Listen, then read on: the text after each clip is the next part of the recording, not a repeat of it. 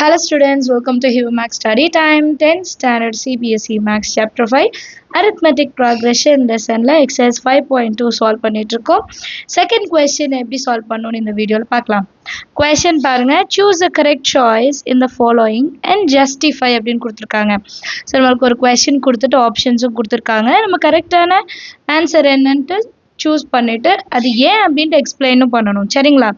First question பாருங்க, 30th term of the AP 10, 7, 4 அப்படின்ட்டு நமக்கு 4 ஆப்ஷன் கொடுத்திருக்காங்க. 97, 77, -77, -87. ஸோ இதை சால்வ் பண்ணாதான் நம்மளால சொல்ல முடியும் இல்லையா? சொல்யூஷன்ல நம்ம கொடுத்துருக்க சீரீஸ் என்ன 10, 7, 4 இல்லையா? ஸோ இதில் ஏவோட வேல்யூ என்ன? ஃபர்ஸ்ட் டேர்ம்னா ஏ 10. அடுத்தது டி. டி வேல்யூ என்னது? T2 minus T1. ஸோ இது T1, இது T2, இது T3. T2 value 7 minus 10 which is equal to minus 3. And n value என்ன கேட்டிருக்காங்க? 30 கேட்டிருக்காங்க. ஸோ an ஓட ஃபார்முலா என்ன? a plus n minus 1 into d. AP series ஒன்று கொடுத்துட்டு nth term கேட்டாங்கன்னா நீங்கள் இந்த ஃபார்முலா தான் யூஸ் பண்ணணும். நிறைய பேருக்கு ஃபார்முலா யூஸ் பண்ணுறது என்னன்றதா கன்ஃபியூஸ் ஆகுது. ஸோ இதை ஞாபகம் வச்சுக்கோங்க. சரிங்களா? இப்போ a of 30 is equal to a இடத்துல 10 plus n இடத்துலையும் 30 substitute பண்ணும் minus 1 into d இடத்துல minus 3. இங்கே plus 3 எழுதிடக்கூடாது, minus 3. நெக்ஸ்ட் லைனில் 10 plus 30 minus 1 29 into minus 3. 29 into 3, 9 3s are 27. 7 balance 2, 6, 7, 8, 87. Minus இருக்கனால minus 87. 10 minus 87 which is equal to minus 77. பெரிய நம்பருக்கு minus இருக்கனால மைனஸ் எழுதணும். ஸோ இப்போ ஆப்ஷன் என்ன தெரியுமா? கரெக்டான ஆப்ஷன் வந்து சி.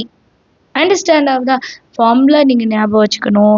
ஏ எப்படி எடுக்கிறது, டி எப்படி கண்டுபிடிக்கிறதுன்னு தெரியணும். ப்ளஸ் சப்ஸ்டியூட் பண்ணிங்கனாலே ஆன்சர் வந்துடும். செகண்ட் சப்டிவிஷன் பார்க்கலாம். செகண்ட் சப்டிவிஷன் பாருங்க, 11th term of AP. 11th term என்னன்னு கேட்குறாங்க. சீரீஸ் கொடுத்துட்டாங்க. -3, -1/2, 2 and it goes on. இதோட ஆப்ஷன்ஸ் என்ன? 28, 22, -38 and -48, 1/2. நம்ம சம் சால்வ் பண்ணால் மட்டும்தான் இதை கண்டுபிடிக்க முடியும். -3, -1/2, 2, dot dot. இப்போ இது T1, இது T2, இது T3. A is equal to -3. D ஓட வேல்யூ என்ன? T2 minus T1.